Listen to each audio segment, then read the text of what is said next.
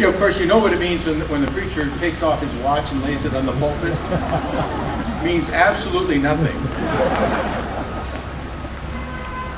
Certainly, even though this is slated as the keynote address, in many ways, the wonderful address given by our young lady here, teenager, and her witness to life is certainly the greatest encouragement and sign of hope that we can possibly hope to have. And so I commend and congratulate you and thank you for your wonderful work and words this afternoon. Gathered here, I'm sure there are Catholics, Christians, perhaps Muslims, certainly believers in God, and most significantly for this day, persons who believe in the dignity of the human person.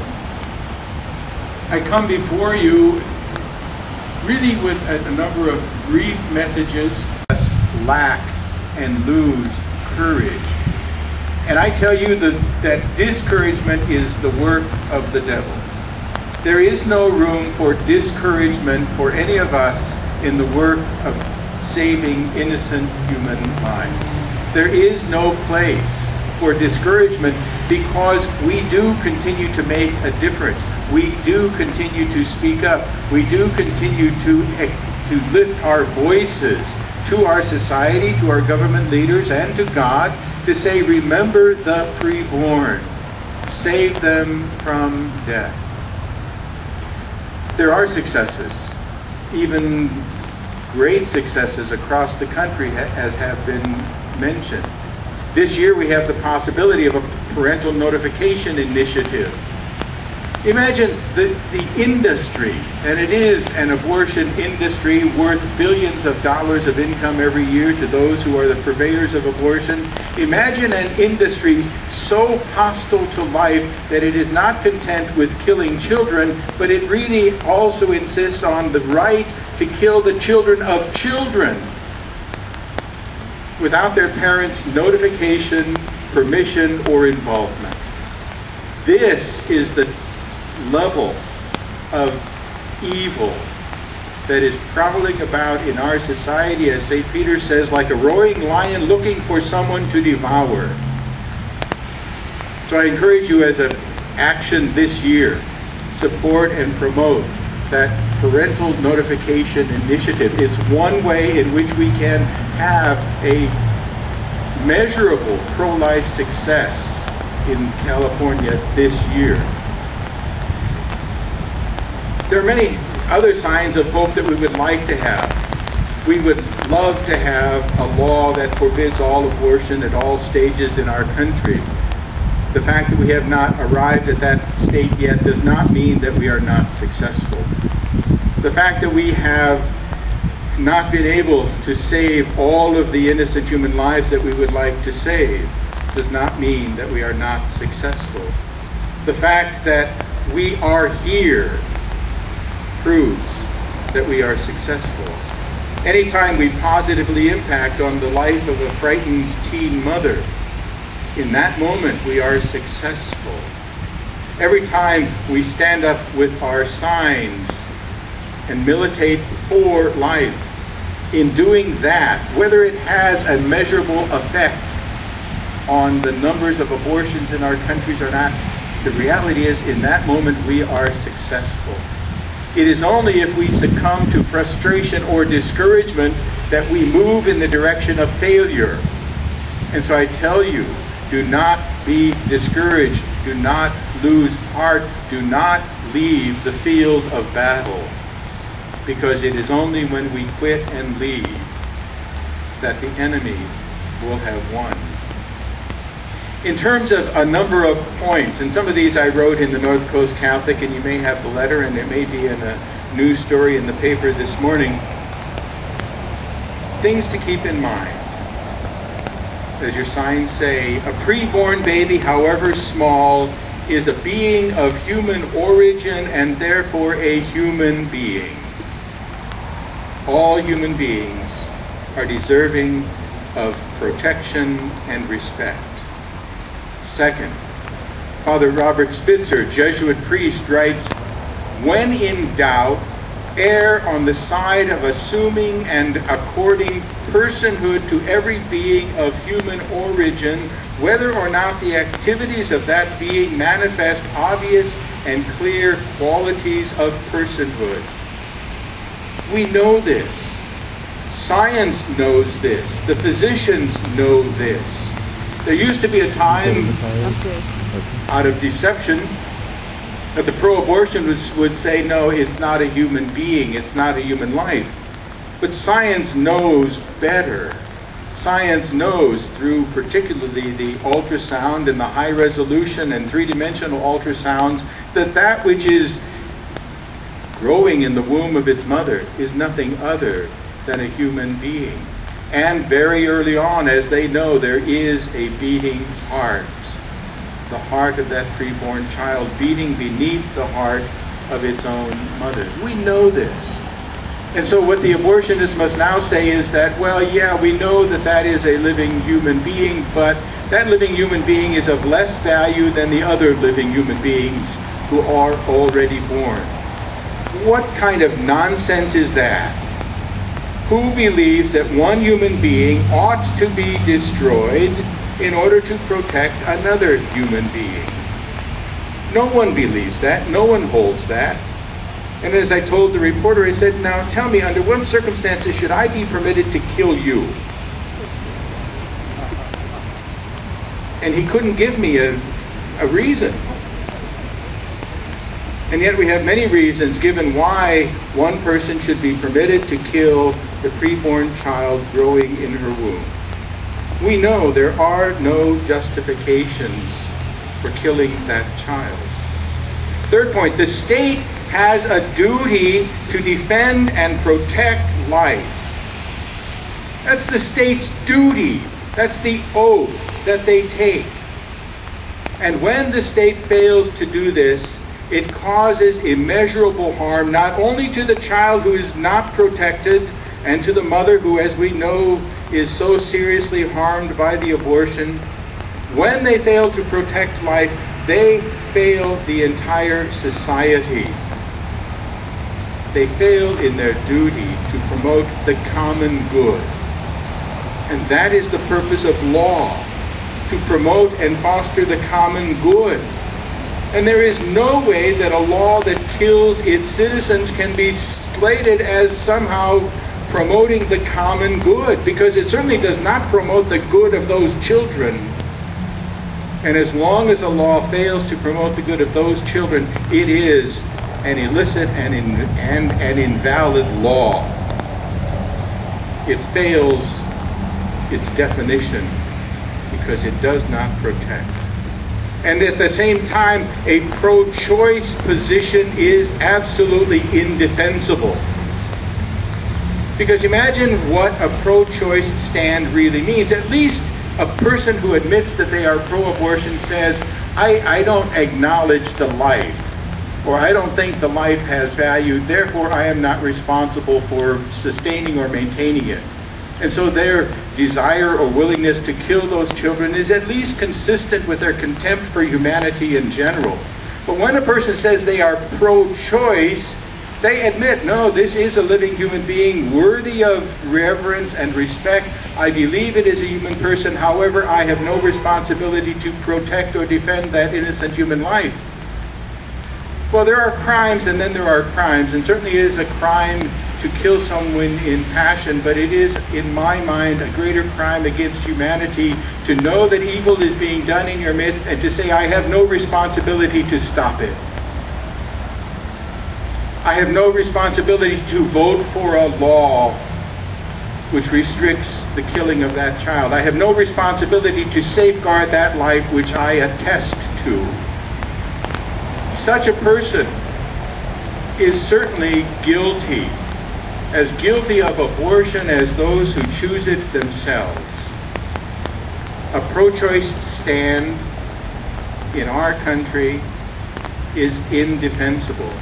And any government leader, particularly those who claim to be Christian, who claims to be pro-choice, is unworthy of public office.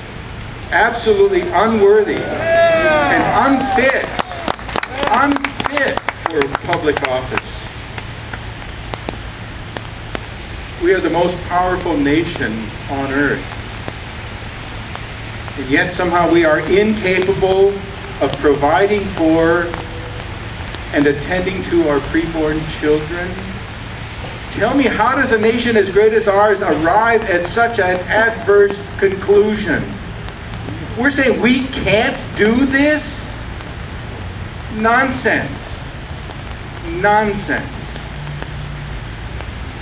For ourselves, our pro-life convictions need to be entirely consistent. I received an email this morning indicating that PepsiCo is considering, or maybe has already entered into, embryonic stem cell research with the desire to derive from that genetic material, from an aborted fetus, some new sweetener for their product. I pray it isn't true. That they are stooping to such a level of disregard for the preborn child that they would use the remains of an abortion to produce a sweetener. If we find it to be true, I pray that no products linked in any way to PepsiCo ever line our pantry shelves again. We cannot be complicit in that kind of barbarism. And it is barbarism. We need to be consistent. I fear that our generation, the generation of the 60s and 70s, and these last 40 years, will be looked upon by your children and grandchildren and great-grandchildren, who will look back and say, what were you thinking? What were you doing? How could you allow such an onslaught on the lives of the preborn to continue to persist in your country for all of those decades? What were you people thinking? What will we say to them? What do we say to our young people today about how this came about? We will simply have to hang our heads in shame and have no excuse, none, because we know clearly what is going on in our midst. I remember back 25 years ago, and those of you who are over 50 will remember this. You will remember that a nation stood literally in rapt attention for 58 hours as rescue workers in Texas dug alongside a 22-foot deep well where baby Jessica had been trapped. For 58 hours, rescue workers, miners came to help rescue that little baby. The nation waited with bated breath, hoping against hope that those workers would save that single innocent human life of a child slightly over 1 year old. And the nation breathed a sigh of relief and rejoicing when the rescue workers brought baby Jessica out of that tomb, alive and healthy now. You know, that's the nation that I am a part of and that I am proud of. But the nation that allows the ongoing killing of its innocent human being, who treats human life as cheap, is not the land of the free and the home of the brave. It's a land of the imprisoned and the home of cowards. That's why I love to associate with you. For you are like those frontline rescue workers helping to dig baby Jessica out of her certain tomb. You are the ones on the front lines who bear the burden, who face the opposition, who confront and challenge your fellow citizens to be people of godliness, people of deeper humanity, people of respect for life. For, we all know that the children for whom we advocate, and we do advocate for those children, are as precious as baby Jessica. Every single one is as precious as she was. And if our nation could see them in the same way that they see baby Jessica, then every person in this country would grieve deeply that we allow one to die, much less that we kill millions a year. What does that say about our nation? It says we are a nation in deep need of repentance and renewal.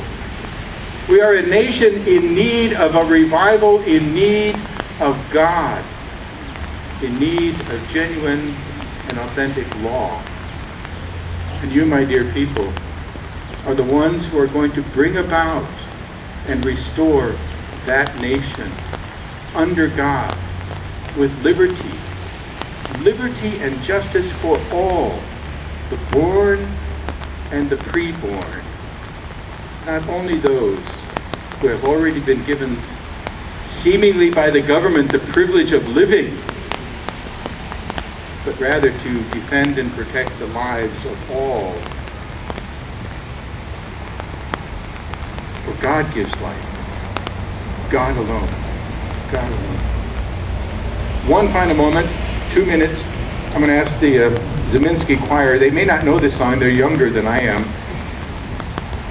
There was a protest song back in the 60s, and I think some of you will remember this. There were great war protests, and the phrase was, all we are saying is give peace a chance.